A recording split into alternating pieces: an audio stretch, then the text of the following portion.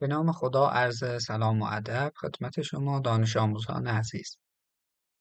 با جلسه سوم از درسنامه علوم نهم فصل اول در خدمت شما هستیم.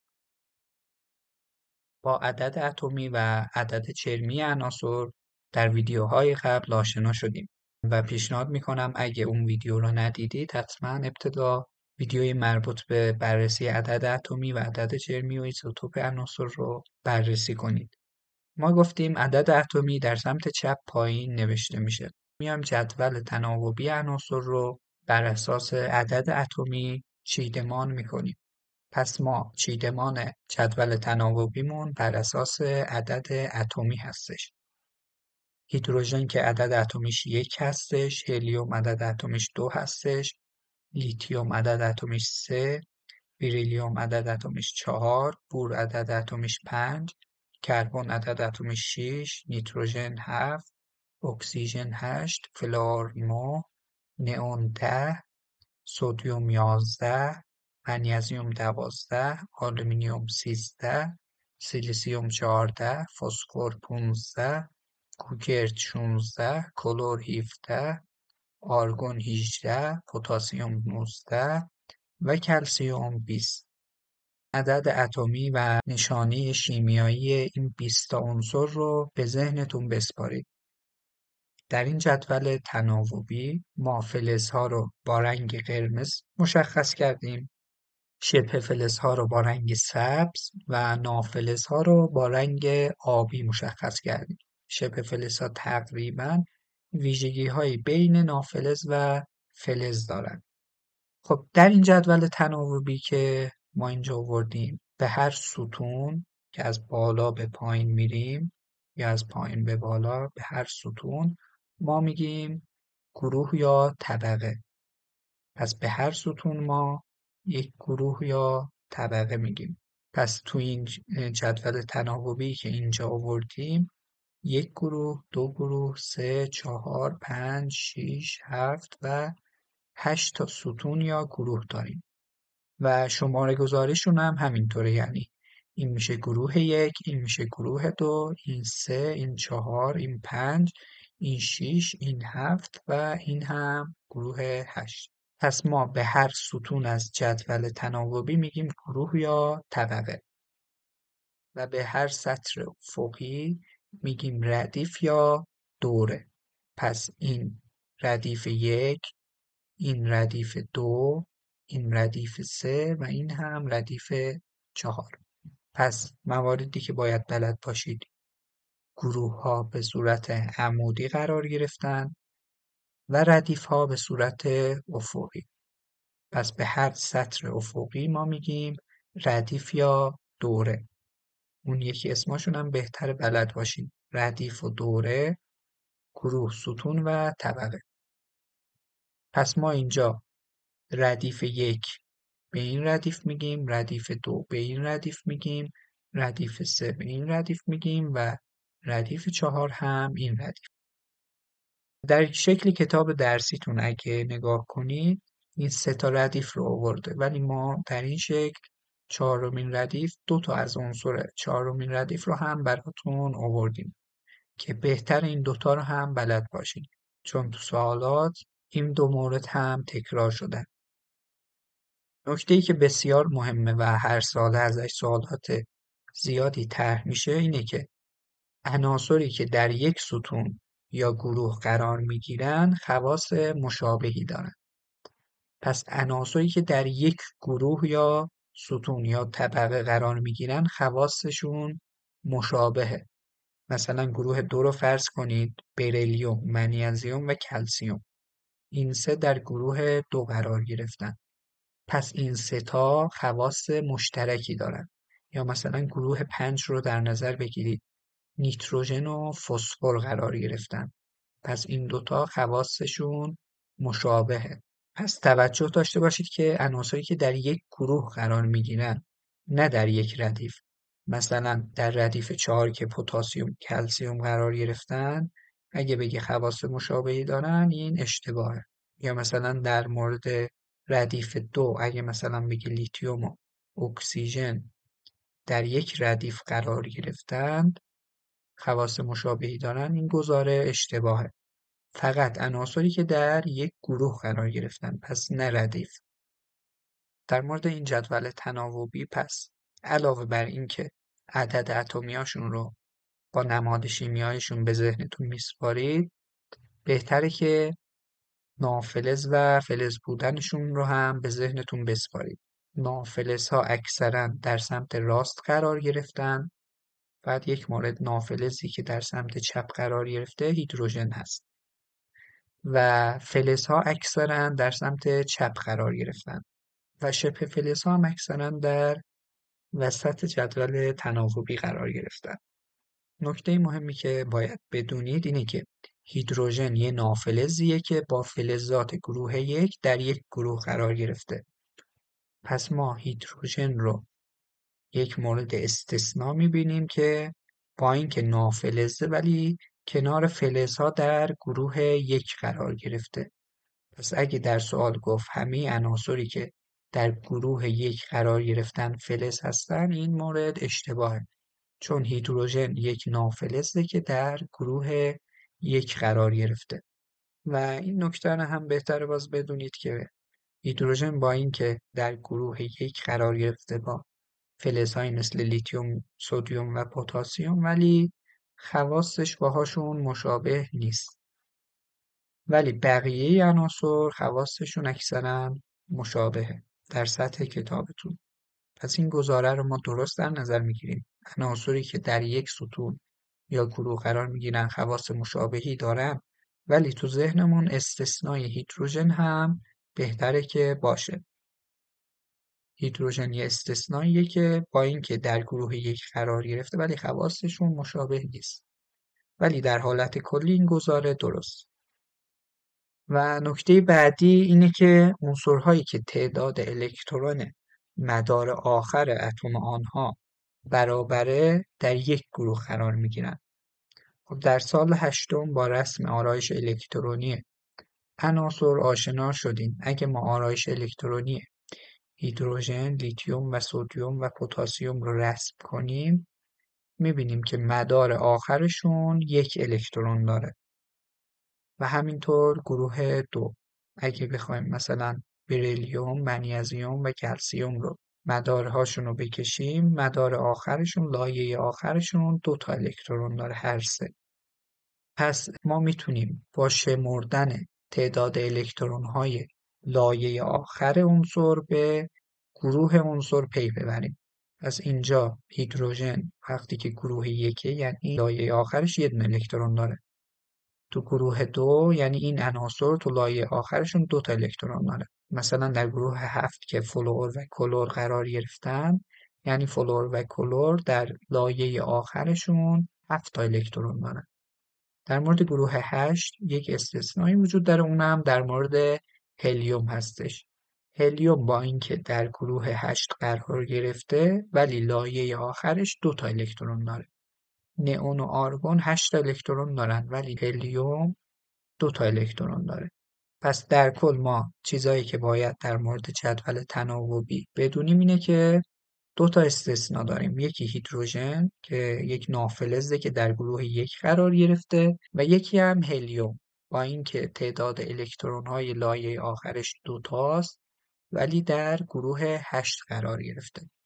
این 2 تا استثنا رو حتما تو ذهنتون داشته باشید. نکته بعدی به این اشاره داره که هرچه به سمت چپ و پایین جدول حرکت میکنیم بر واکنش پذیری فلزات افزوده میشه. این نکته هم بهتره که در ذهنتون بسپارید که هرچی به سمت چپ و پایین میایم واکنش پذیری افزوده میشه. مثلا اینجا پتاسیم چون پایین تر از سدیم قرار گرفته واکنش پذیریش بیشتره، یا سدیم چون در سمت چپتر از منیزیم قرار گرفته واکنش پذیریش بیشتره. بیشتر نافلزات در سمت راست جدول و فلزات نیز در سمت چپ جدول قرار گرفتند.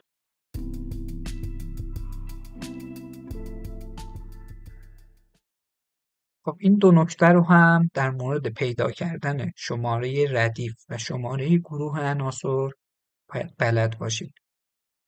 اگه ما بخوایم شماره ردیف یک عنصر رو پیدا کنیم، فقط کافیه تعداد لایه‌های الکترونیش رو بشماریم و وقتی که میخوایم شماره گروه اون عنصر رو پیدا کنیم کافیه تعداد الکترون‌های لایه آخرش رو بشماریم که برای این مورد گفتیم یه استثنایی وجود داره هلیوم که مربوط میشه به گروه 8 و باز در سال 8 آشنا شدید که گنجایش مدار الکترونی در لایه اول 2 الکترونه، لایه دوم 8 الکترون و لایه سوم 18 الکترون که از طریق فرمول 2n2 این تعداد به دست میاد. خب این 4 تا عنصر رو به ما دادن و گفتن که شماره گروه و شماره دورش رو یا ردیفش رو برای ما به دست بیارید. خب Cl17 ما میایم مدارهاش رو میکشیم. Cl17 چون عنصر در حالت خنثی هست یعنی 17 تا الکترون داره. خب گفتیم در مدار اول 2 تا الکترون قرار میگیره. در مدار دوم 8 تا اینجا شد 10 الکترون، چند تا الکترون میمونه 7 تا. و در مدار آخرش هم 7 تا الکترون میکشیم. یا میتونیم لایه ها رو به این شکل نمایش بدیم. لایه اول 2 تا الکترون گرفت، لایه دوم 8 تا و لایه سوم 7 تا. خب ما گفتیم که واسه این که بیایم شماره ردیف رو پیدا کنیم کافیه تعداد لایه ها رو بشماریم. اینجا ما 1 2 و 3 تا لایه داریم. یا اینجا 1 2 3. پس وقتی که تعداد لایه‌های ما 3 تاست یعنی ردیف و دوره این عنصر شماره 3 هستش. پس کلور در ردیف 3 جدول تناوبی قرار گرفت. و واسه این که بخوایم شماره گروه کلور رو پیدا کنیم فقط کافیه که تو لایه آخرش بیایم تعداد الکترون هاشو بشماریم. خب لایه آخرش اینه دیگه. لایه آخرش تعداد الکترون هاشو میشماریم. 2 4 6 و 7. 7 تا الکترون داره در لایه آخرش. پس شماره گروه کلور میشه گروه 7. اگه در جدول تناوبی هم کلور رو نگاه کنید در گروه 7 قرار گرفته و دوره 3. خب عنصر بعدی فلور 9 هستش. خب در مدار اول 2 تا الکترونش رو قرار میدیم. در مدار بعدی که ظرفیتش 8 تاست چون فلور 9 هست 9 تا الکترون رو دیگه 2 تاشو قرار دادیم. 7 تاش مونده. 7 تای بعدی هم در لایه دوم قرار میدیم. برای اینکه شماره ردیف رو پیدا کنیم تعداد لایه ها رو میشماریم. 1 2 تا لایه پس ردیف 2 و واسه اینکه شماره گروه رو به دست بیاریم بعد کافیه تعداد الکترون های لایه آخر رو بشماریم. 1 2 3 4 5 6 و 7. پس تعداد الکترون های لایه آخر فلور 7 تا الکترونه و گروهش هم گروه 7. خب هلیوم عدد اتمش 2. تعداد الکترون هاش هم چون حالت خنثی است 2 تا الکترون داره. ما میایم تعداد الکترون هاش رو رسم می‌کنیم. یه دونه مدار داره که 2 تا الکترون درونش قرار گرفت. خب ردیفش میشه ردیف 1 چون یه دونه لایه داره. ولی این هلیوم یک استثنایی داره با اینکه 2 تا الکترون داره در مدار آخرش ولی در گروه 8 قرار گرفت. در مورد هلیوم اینو به خاطر بسپارید که در گروه 8 قرار گرفته نه گروه 2. درسته که 2 تا الکترون داره در لایه آخرش ولی در گروه 8 قرار گرفت. مثال بعدی در مورد عنصر لیتیوم هستش با عدد اتمی 3. 3 تا الکترون داره. لایه اول 2 تا و لایه دوم یه دونه الکترون قرار میگیره. چون 2 تا لایه داره ردیف 2 میشه و الکترون های لایه آخرش هم یه دونه است. پس گروه 1 قرار میگیره. نکته بعدی به این اشاره داره که عناصر کلسیم و پتاسیم بعد از اینکه لایه سومشون 8 الکترون گرفت لایه چهارم شروع به پر شدن میکنه. خب ما گفتیم لایه سوم 18 تا الکترون میگیره ولی ترتیب پر شدنش اینطور نیست که اول 18 تا الکترون لایه سوم پر بشه و بعد بره لایه چهارم. وقتی که لایه سوم 8 تا الکترون گرفت شروع به پر شدن لایه چهارم میکنه و حالا وقتی که لایه چهارم یه مقدار تعداد الکترون گرفت باز برمیگرده و لایه سوم شروع به پر شدن میکنه و با اینکه لایه سوم گنجایش 18 الکترونی داره ولی پس از اینکه لایه سوم 8 الکترون گرفت ابتدا لایه چهارم 1 یا 2 الکترون میگیره. در سطح کتابتون تا عناصر کلسیم برای شما سوال طرح میکنم و لایه چهارم 1 یا 2 الکترون بیشتر نمیگیره برای شما. خب این نکاتی که گفتیم در مورد عنصر پتاسیم و کلسیم هستش. در مورد پتاسیم و کلسیم نکته‌ای که باید بدونید اینه که ما گفتیم لایه سوم 18 تا الکترون میگیره، ولی این 18 تا یک باره در لایه سوم پر نمیشه. به این صورته که وقتی لایه سوم 8 تا الکترون گرفت، بعدش مقداری لایه چهارم الکترون میگیره و دوباره لایه سوم پر میشه. و در سطح کتابتون همین مدل پتاسیم و کلسیم رو تو ذهنتون بسپارید، براتون کافیه که پتاسیم لایه اول 2 تا میگیره، لایه دوم 8 تا که گفتیم، لایه سوم هم 8 تا و لایه چهارم یه دونه الکترون میگیره. پس شماره ردیف پتاسیم چون 4 تا لایه داره 1 2 3 4 میشه ردیف 4 و شماره گروهش چون تعداد الکترون لایه آخرش یه دونه است میشه شماره گروه 1. و در مورد کلسیم هم مثل پتاسیم ردیف 4 چون 4 تا لایه داره و گروهش میشه گروه 2 چون تو لایه آخر 2 تا الکترون قرار گرفت. و نکته انتهایی برای آسانی کار و در سطح کتاب نهم میتونید گنجایش لایه ها رو اینطور در نظر بگیرید. لایه اول 2 الکترون میگیره و لایه های بعدی 8 الکترون. اگه طبق همین نکته بخوایم پیش بریم و قرار نباشه دیگه ساختار کلسیم و پتاسیم رو در ذهنتون بسپارید، خب ما گفتیم لایه اول 2 تا میگیره و لایه های بعدی 8 تا. مثلا کلسیم که عدد اتمیش 20 هست ما میایم رسم میکنیم. خب برای کلسیم اگه بخوایم تعداد الکترون هاشو قرار بدیم، گفتیم لایه اول 2 تا الکترون میگیره 1 2، لایه دوم 8 الکترون میگیره به صورت دوتایی 1 2 و لایه های بعدی هم همینطور 8 تا دیگه میگیره، لایه سوم هم 8 تا میگیره. در کل میشه 18 تا و 2 تا دیگه میمونه که در لایه چهارم قرار میگیره. یا برای پتاسیم K19 مثل کلسیم لایه اول 2 تا، لایه دوم 8 تا و لایه سوم 8 تا و در لایه آخر یه دونه الکترون میگیره برای پتاسیم.